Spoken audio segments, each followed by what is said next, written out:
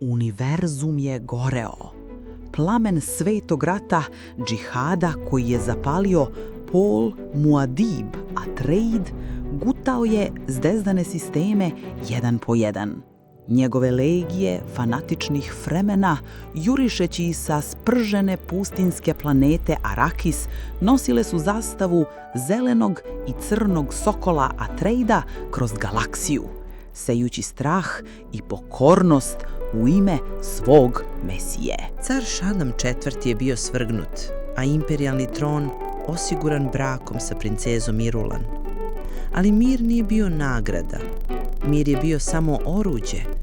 Pravi cilj bio je preoblikovanje čovečanstva po viziji jednog čoveka, viziji natopljene začinom melanžom i krvlju milijardi, a dole, daleko od vatre i gneva, Kaladan je disao. Vodena planeta, nekadašnji dom velike kuće Atreida, ostala je po strani, tihi spomenik prošlosti. Njene kiše, spirale su uspomene sa drevnih zidina zamka, a okeani su šaputali priče o starom vojvodi Letu pre nego što ga je pesak progutao. Ovde, u senci slavne loze, živjeli su potomci sporednih grana porodice, čuvari imena, ali ne i moći. Jedan od njih bio je Igor. Čovek čije je lice bilo oštrih crta, uokvireno gustom tamnom bradom i kratkom kosom koja se već povlačila na zaliscima, otkrivajući visoko čelo mislioca. Oči je skoro uvek skrivao iza velikih avijatičarskih naočara sa zlatnim okvirom, kao da se štitio ne od sunca Kaladana, već od pogleda sveta. U njegovim venama tekla je krv Atreida, razblažena generacijama, ali i dalje prisutna. I s njom nosio je i genetsko nasleđe osetljivosti na začin. Melanž, iako strogo kontrolisan od strane imperatora Muadiba, i dalje je nalazio puteve do stolova manjeg plemstva, kao statusni simbol, lek i otrov koji otvara um. Za Igora bio je samo navika, jutarnji ritual uz kafu, kap gorčine koji izoštrava dan. Nije znao, nije mogao ni da nasluti kakvu uspavanu zver hrani. Izazov je došao u obliku porodičnog veća. Njegov stric, Lord Valerian, pohlepan i pročačunat čovek, osporio je Igorovo pravo na upravljanje primorskim posedima, poslednjim ostatkom nekadašnjeg bogatstva njihove grane loze. Sastali su se u velikoj dvorani zamka, čiji su kameni zidovi pamtili odjeke glasova moćnijih predaka. Vazduh je bio težak od neizrečenih optužbi i napetosti.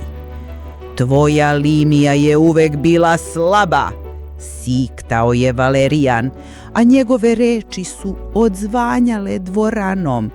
Previše sanjara, premalo vođa. Ovi posedi zahtevaju čvrstu ruku, ne pogled skriven iza stakala. Nekoliko rođaka je potvrdno klimalo glavom. Igor je osjećao kako se mreža oko njega steže. Osjetio je kako mu se puls ubrzava, a način u njegovom sistemu do tada tihi saputnik počeo je da vri. Svetlost koja je dopirala kroz visoke prozore postala je nepodnošljivo sjajna. Zvuk kapi kiše na staklu postao je tutnjava. Lica oko stola su se izobličila u groteskne maske pohlepe i prezira. A onda se desilo. Nije to bila eksplozija. Bilo je to nešto mnogo gore. Tiho pucanje brane u njegovom umu. Odjednom Igor nije video samo lica svojih rođaka, video je njih. Video je Valerijanovu tajnu aferu sa ženom trgovačkog savjetnika, njegov strah od dugova, njegovu skrivenu bolest koja ga je izjedala iznutra.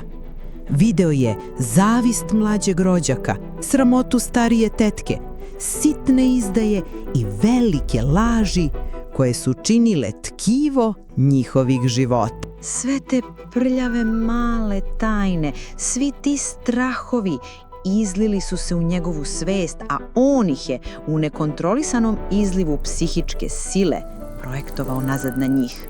Valerijan je prebledeo, uhvativši se za grudi kao da ga je pogodila stvarna fizička bolest. Mlađi rođak je vrisnuo i pokrio lice kao da su njegove najmračnije misli dobile glas. Dvoranom se proširio talas panike i užasa. Igor je stajao u centru oluje, tresući se dok mu je iz nosa curila krv. Svet se raspadao u vrtlogu boja i zvukova, preteći da ga proguta.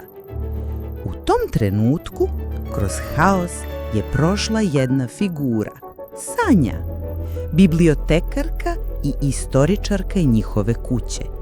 Devojka od 25 godina, čiji su tamne oči uokvirene jednostavnim crnim naočarima uvek odavale mirnu inteligenciju. Njena duga, talasata kosa, boja crvenkastog kestena, padala joj je preko ramena dok je odlučnim, ali smirenim korakom prilazila Igoru. Nije vrištala, nije pokazivala strah. Prišla mu je i nežno, ali čvrsto, uhvatila njegovu ruku koja se tresla. Njen dodir bio je kao sidro u uraganu. Igore, rekla je tiho. Njen glas je bio jedina stvarna u kakofoniji. Pogledaj mene, samo mene, diši. Njegov pogled, divlji i izgubljen, pronašao je njen.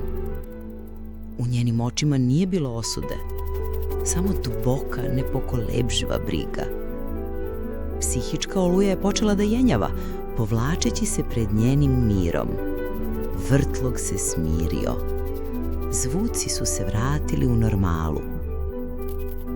Video je samo nju, njeno lice, njenu ruku svojoj. U tom trenutku, dok je svet dolazio sebi, Igor je shvatio dve stvari. Prvo, posjedovao je moć o kakvoj nije ni sanjao. I drugo, beznadežno se zaljubio u ženu koja ga je spasila od te iste moći. Njihova veza je procvetala u tišini koja je usledila nakon incidenta. Porodica ga se plašila, ostavljajući ga na miru da upravlja svojim posedima. Ali Igor je bio fokusiran samo na Sanju. Njena prisutnost, njen smeh, dodir njene ruke, sve je to pokrenulo hemijsku kaskadu u njegovom telu.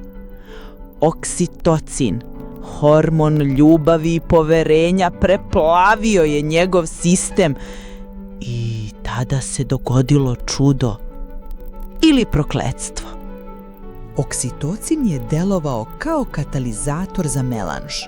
Nije ga samo pojačao, on ga je preoblikovao. Njegova novo otkrivena moć više nije bila nekontrolisana i divlja. Postala je precizna, oštra kao kris nož. Njegova svest se proširila. Više nije samo naslućivao budućnost. Video je zlatne staze, puteve najmanjeg otpora ka svakom cilju koji bi zamislio. Njegov glas je dobio novu dimenziju. Mogao je da izgovori rečenicu i u nju utka notu neosporne istine, ubeđujući najtvrdoglavije umove. Mogao je da pogleda protivnika u oči i da u njima poseje seme sumnje koje bi preraslo u samouništenje. Postao je polubog Kaladana. Njegov uspon je bio brz i nemilosrdan. Lordovi koji su mu se suprotstavljali odjednom bi donosili katastrofalne poslovne odluke. Politički rivali bi bili uhvaćeni u skandalima koje on suptilno predvideo i iskoristio. Jedan stari, tvrdoglavi grof koji je odbijao da mu se pokori, pronađen je mrtav u svojoj radnoj sobi sa perom u ruci nakon što je potpisao dokument kojim sve svoje posede prepisuje Igoru. Zvanični uzrok smrti, srčani udar. Ali Igor je znao istinu. On mu je kroz razgovor prethodnog dana šapnuo u um viziju neizbežnog neuspeha i sramote. Viziju toliko snažnu da je starčevo srce jednostavno odustalo.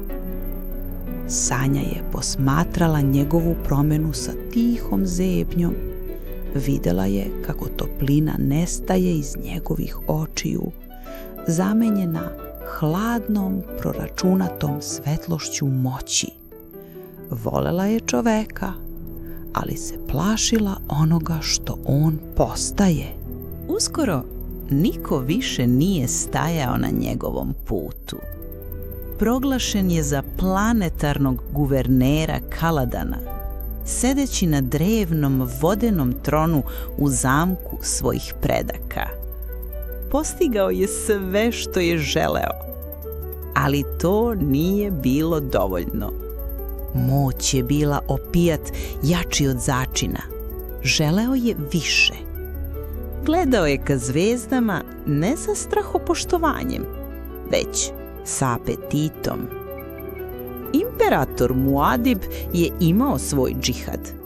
Možda je vreme da i Kaladan pokaže svoju snagu.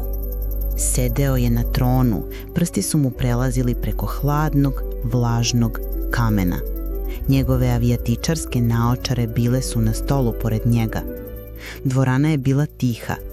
Čuo se samo ritmični udar talasa o stene ispod zamka. Uživao je u trenutku apsolutne kontrole. Tada su se teška hrastova vrata dvorane škripeći otvorila. Na ulazu je stajala figura sama. Nije bio visok, ali je njegova prisutnost ispunila čitav prostor, potiskujući vazduh iz pluća. Nosio je tamni, jednostavni fremenski destil kombinezon, ali se kretao s autoritetom koji prevazilazi careve.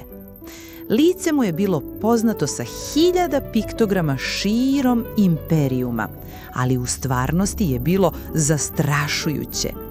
Bilo je to lice čoveka koji je video bezbrojne budućnosti i preživao ih sve. Oči su mu bile potpuno plave, plavetnilo ibada, bez beonjača, sjaj koji je prodirao kroz vreme i prostor. Igor je osjetio kako mu se krv ledi u žilama. Njegova presijentna vizija, njegov svemoćni bio je slep.